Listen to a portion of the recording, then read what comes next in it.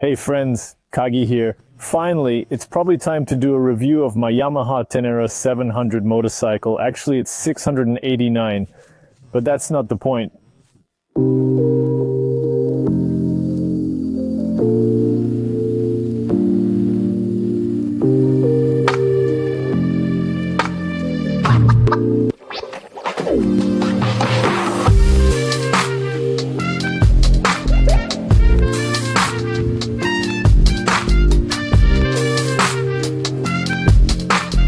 This is a 2022 model motorcycle. I bought it in 23. Now in 23, a new version has come out. The dashboard has been changed. The turn signals have been replaced with diodes. They have slightly changed the design. Plus, a World Raid version was added with 2 tanks and a low center of gravity, plus a better suspension, and with a damper, and also there with a new dashboard. And there is also an Extreme Edition. It's the same as the usual Tenere, but already with all the bonuses of the World Raid, except for the tank. I rode it about 6.00 kilometers. Mostly I ride off-road. And probably we will start our review with the technical characteristics of this motorcycle. Well, first hit like for an awesome view. The mountains are already sunset here. It interferes with me a bit with the wind, but I hope that so that the microphone will record well. As I mentioned, the engine here is 689 cc with a compression ratio of 11.5 to 1. And it's around 73 horsepower at 9,000 revolutions per minute and 68 nanometers at 6,500. The frame is made of steel tubes that encircle the engine and hold it firmly within. The fork angle is 27 degrees, about 105 millimeters, with a 21-inch front wheel and an 18-inch rear wheel. This suggests that it's primarily an off-road motorcycle. The front suspension is 210 mm Kayaba with compression and rebound adjustments. But sadly, there's no preload. The rear is fully adjustable, preload, rebound, compression, and it is 200 mm. The brakes consist of two 282 mm front discs on 2 piston calipers from Brembo. At the rear, it's also Brembo single piston with about a 245 mm disc and a 16-liter fuel tank. Its fuel consumption on the highway is roughly 4.5 to 5. Off-road, of course, varies greatly. It can be between 6 and 7, so it varies, but generally you could ride for about 300 kilometers on the tank. If you save directly, then 350. Motorcycle weight, 204 kilograms. Clearance, 240 mm, and saddle height, 880 mm. Probably in terms of technical characteristics, we basically went through. Let me show you how I sit on it, how I get it. I'm 178 tall cm, and I have a lot. Yes, here are hints just in case on the technical, because I don't remember all this. It's some kind of in-phase brochure, which I don't need, but the height of I'm 178 centimeters. Now I'm going to sit neatly on it, and you'll see what it looks like from the outside in general. And I've heard a lot about the fact that you shouldn't take a Tenere because it's kind of very tall, with a height of less than 180 centimeters, will be uncomfortable on it. Well, I wouldn't. He said, here I am 178 and I am basically fine. I can only reach with the pads of my fingers and there's no trouble doing it like this, and I'm already reaching out with my whole foot. Yes, of course, this will probably be a bit unusual for beginners, but in fact, I have enough seat height.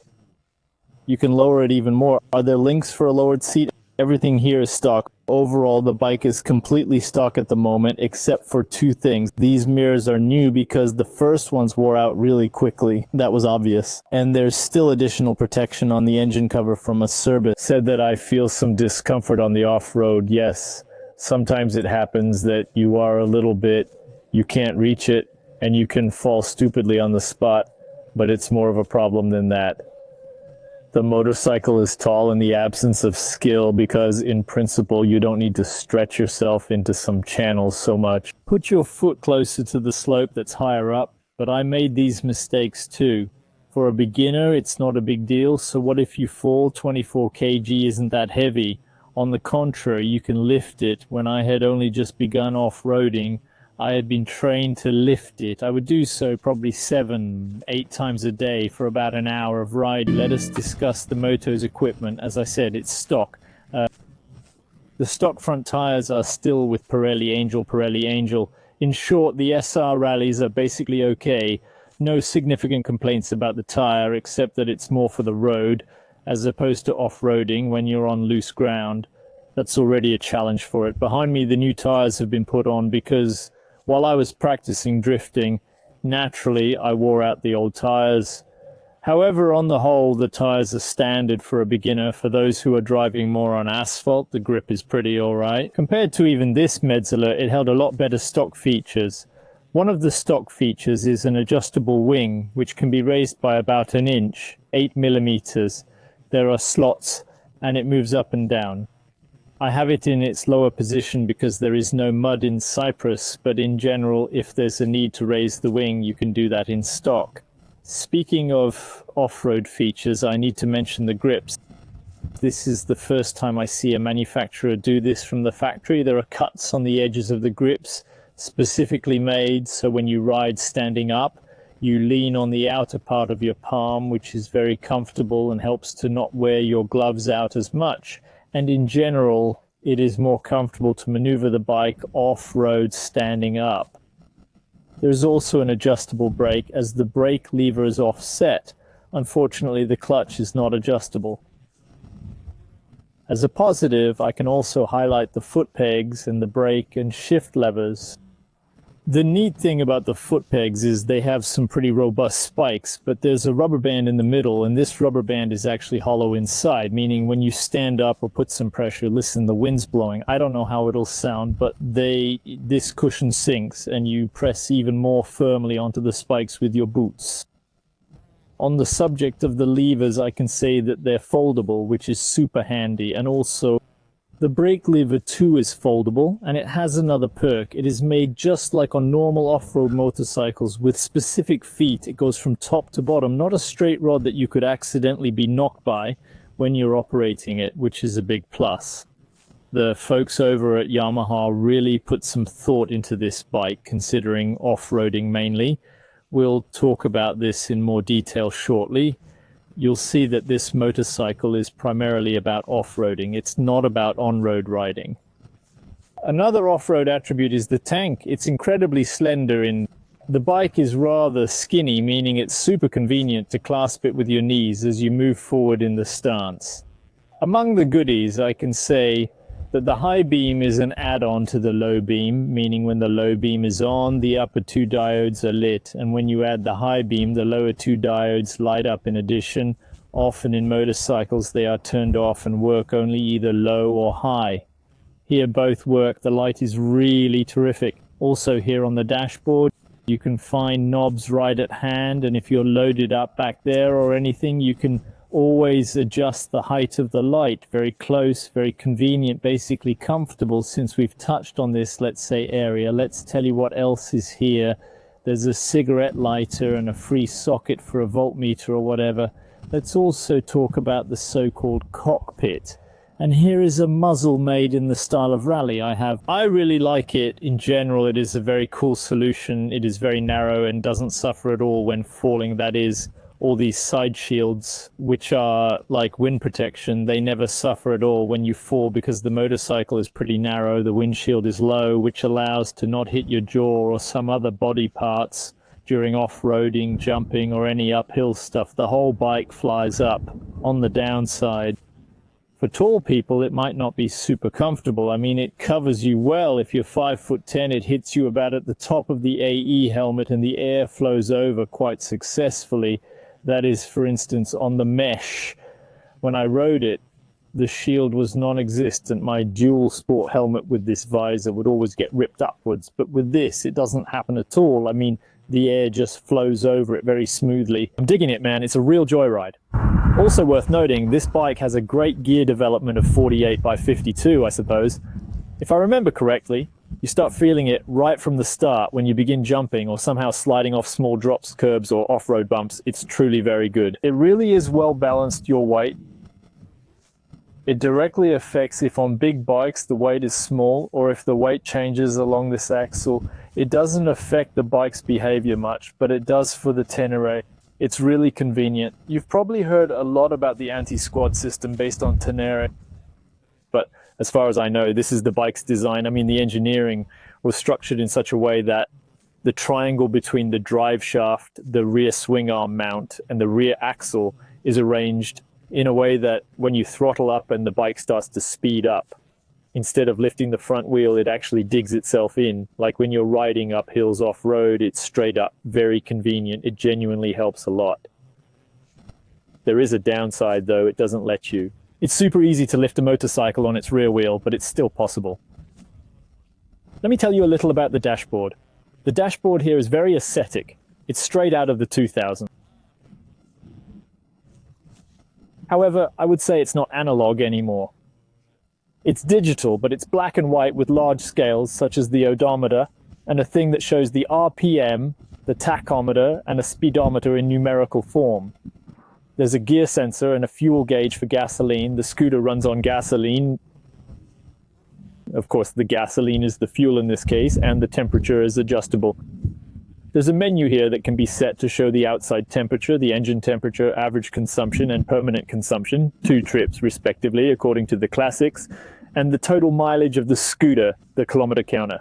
When the scooter goes into reserve, the trip automatically turns on and starts counting. I drove 50 in reserve mode, but I don't know.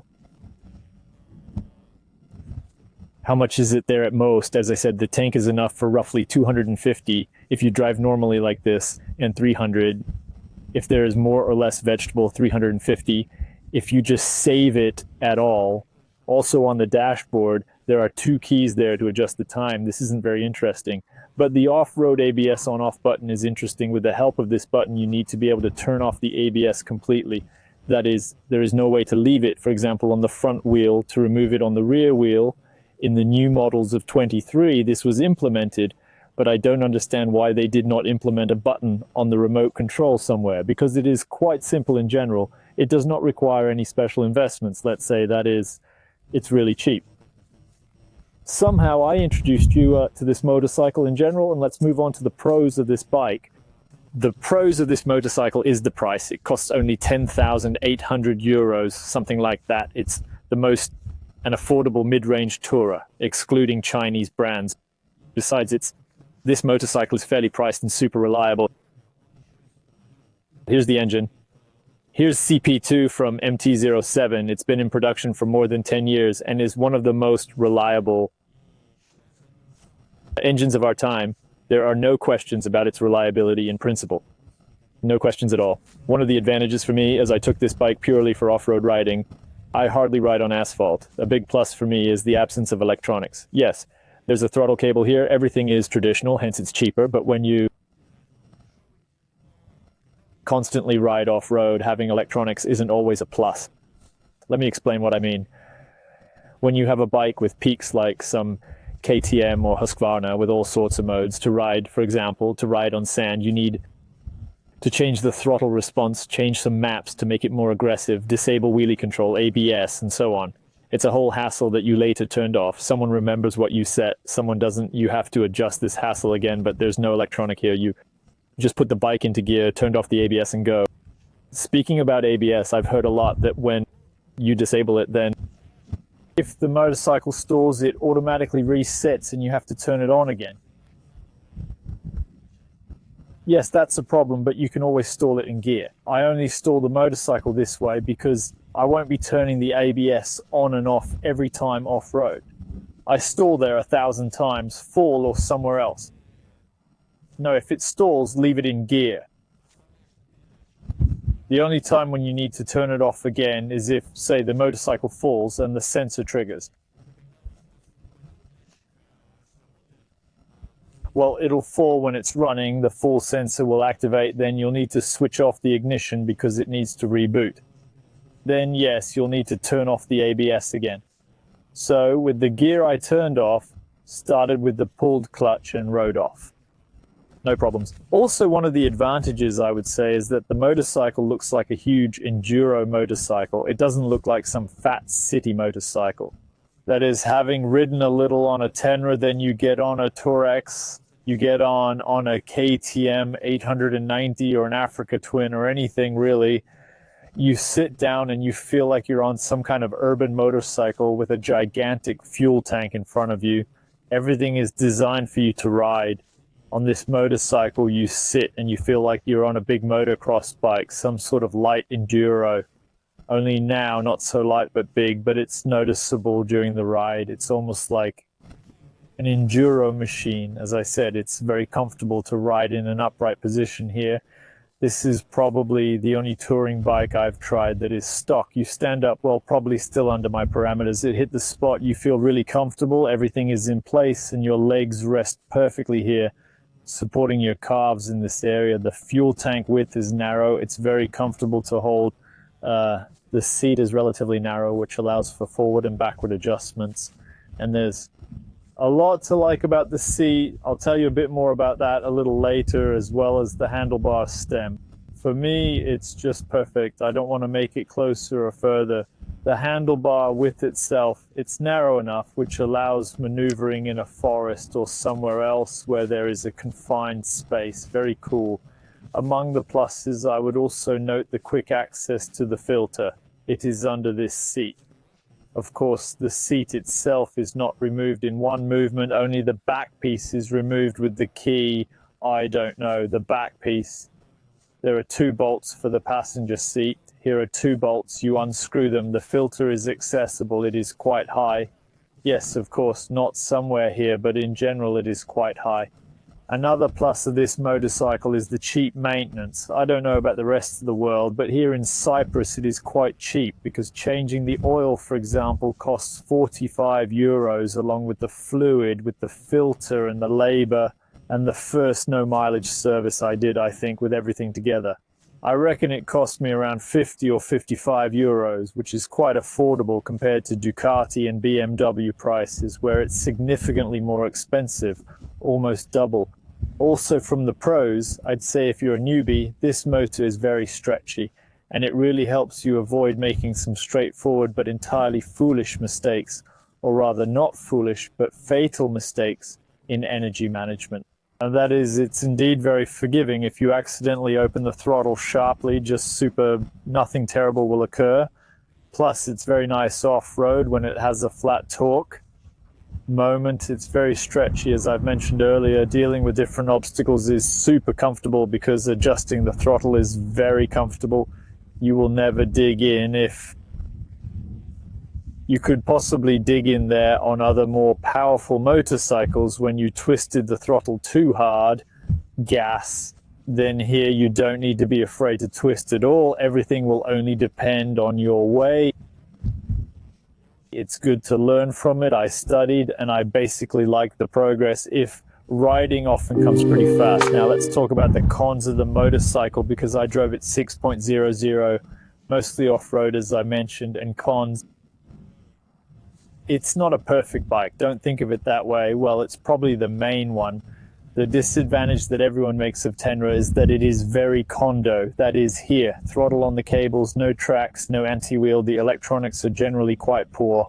Nothing so super modern that now, let's say, the benchmark in the mid-cubage class. If you're choosing a motorcycle primarily for asphalt riding, then practically in all aspects the Touareg will be better. It costs 1,500 more, but overall and in general, it will much better.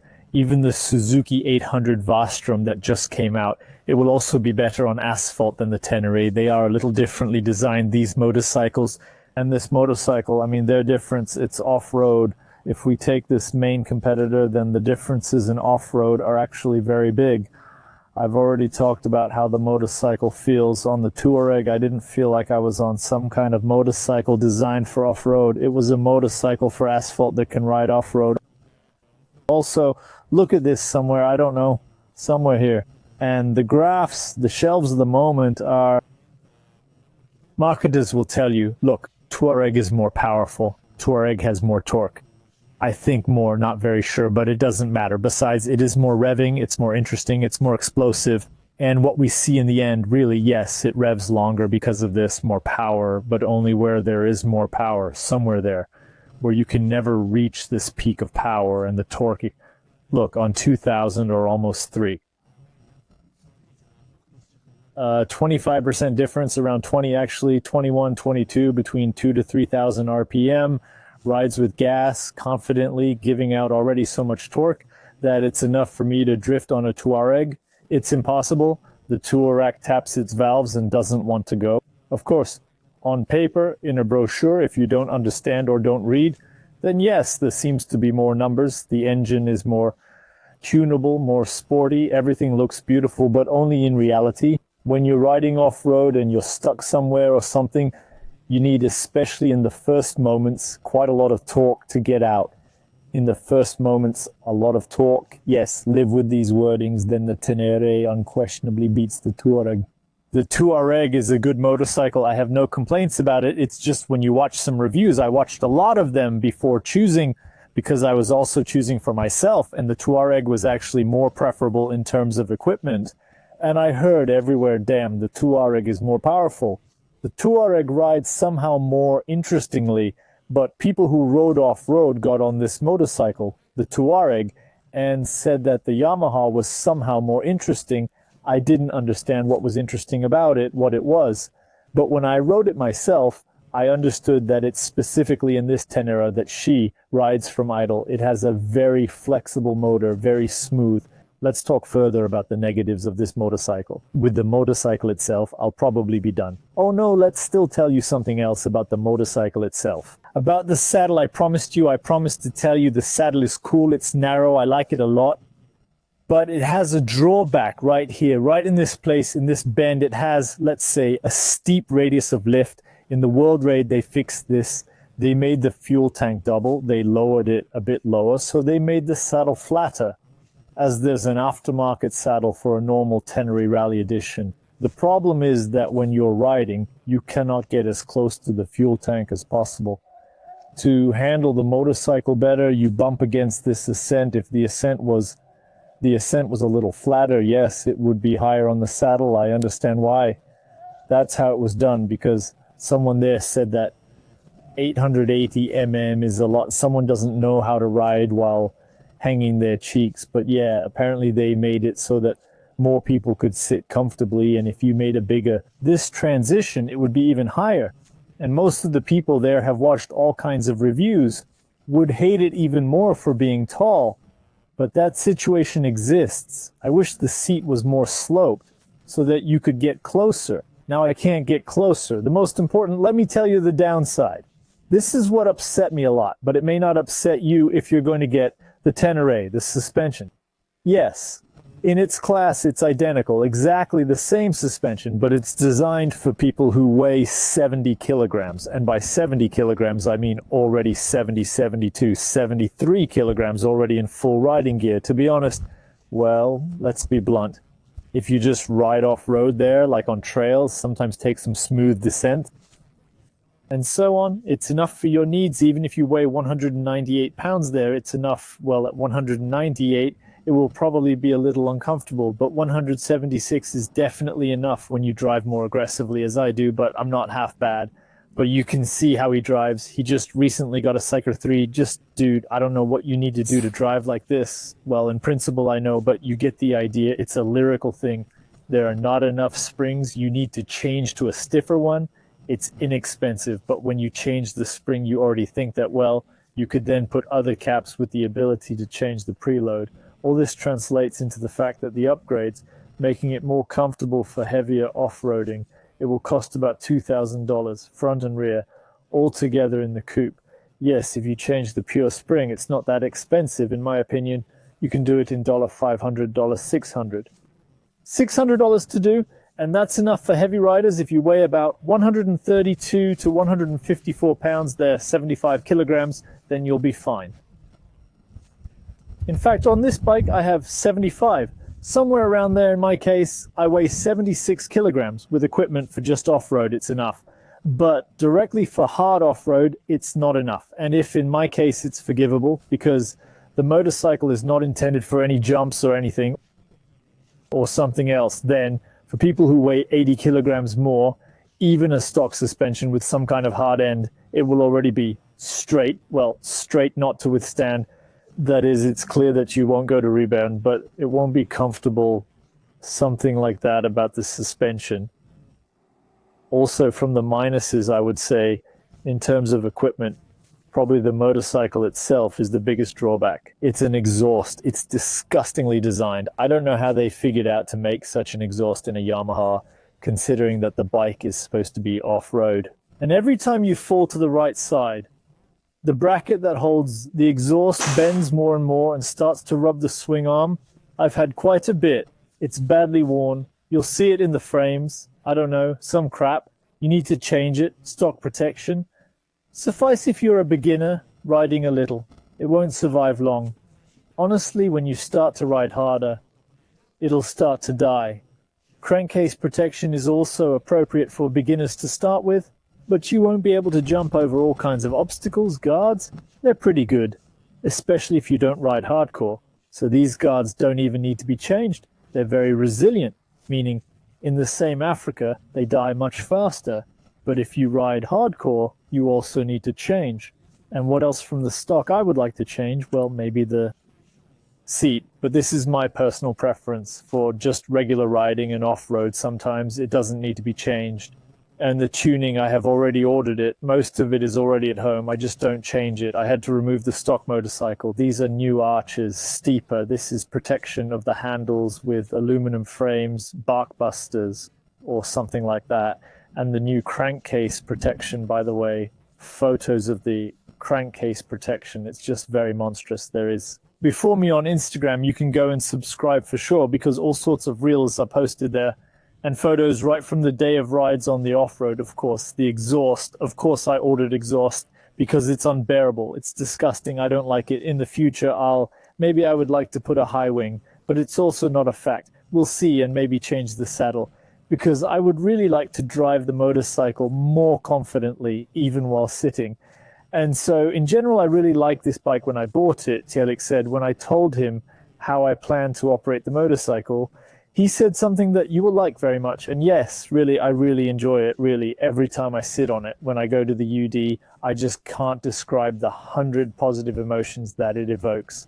I have this motorcycle, despite the fact that it is inexpensive. Well, inexpensive here. Since we finished with this about some operational things, 210 squeezed the maximum comfortably, 130-150 drive. The 160 is okay, more or less, but I don't really want to ride it anymore. Generally, I don't feel like riding it fast, but I do want to have a bit of fun, that's a fact. Let me tell you about this, or rather, I won't tell you, but I'll share my opinion about who should choose this motorcycle. If you plan on mostly riding off-road and you don't often head out, then this motorcycle will suit you, much like it suited me. Because I need to primarily ride off-road, but sometimes I have to travel up to 100 one way, that is. 200 there and 180 to 200 kilometers.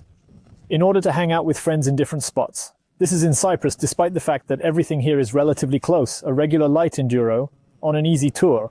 A lightweight enduro would not suit me, simply because it's too uncomfortable to ride that much. It's painful to ride that much. I know, I've ridden it, and it's just not feasible. Considering my preferences, I chose him. He's really off-road in terms of medium capacity bikes for their cost, around 15,000 to 16,000. There are no competitors, specifically on the off-road. If you ride, then this is the best it gets, the pinnacle of what's possible. Considering it costs 10,800, you can use the leftover money to buy the same protection as a Touareg, change the suspension, which is, by the way, not that expensive. I had a look at a fully updated kit. I'm not talking about springs. Springs are around 500 or 600 euros to completely change the cartridges. Putting in with preload adjustment in the back to change, along with the absorber washers, will cost about 2,000. That means you will have a motorcycle there worth about the same as a Touareg, but the suspension will just be significantly better. Considering that the Touareg has the same suspension, it would be very good in this sense for someone who wants to ride off-road and get to this place, or to go somewhere out there, let's say on trips where there is a lot of off-road and asphalt is rare. It has a nice screen, although in the new version it's quite beautiful, more like a small tablet. But regardless, it's still quite modest in terms of functions.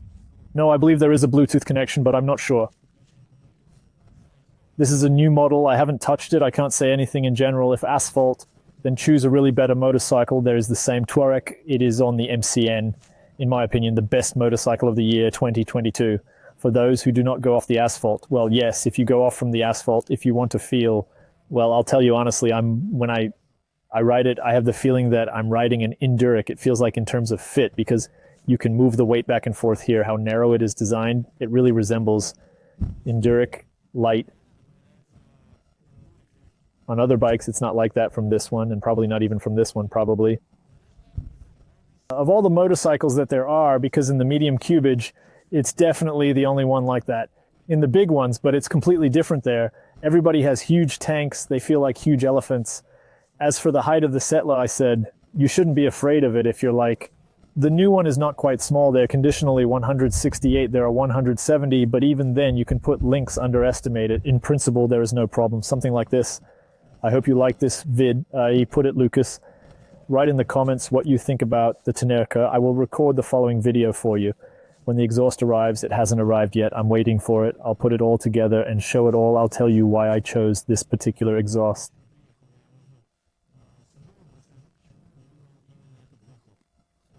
This protection, these other things, in short, you understood in general somehow. Bye-bye. Happily.